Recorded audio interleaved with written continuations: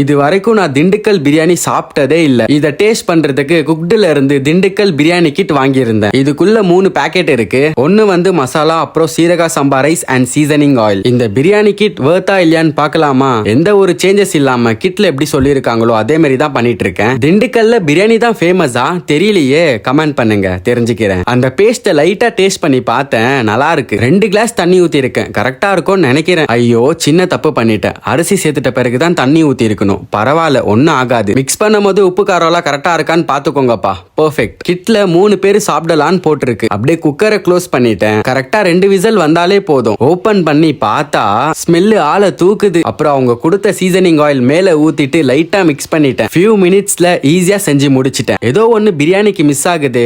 இந்த வெங்காயம் பச்சடி தான். எல்லாத்தையும் மிக்ஸ் பண்ணி சாப்பிட்டோம்னா டேஸ்ட் வாஸ் அமேசிங். ஹானஸ்டா சொல்லணும்னா 3 பேர்லாம் சாப்பிட முடியாது, 2 பேர் வேணா சாப்பிடலாம். அப்புறம் திண்டுக்கல்ல என்ன ஃபேமஸ்னு கமெண்ட் பண்ணுங்க, மறந்துடாதீங்க.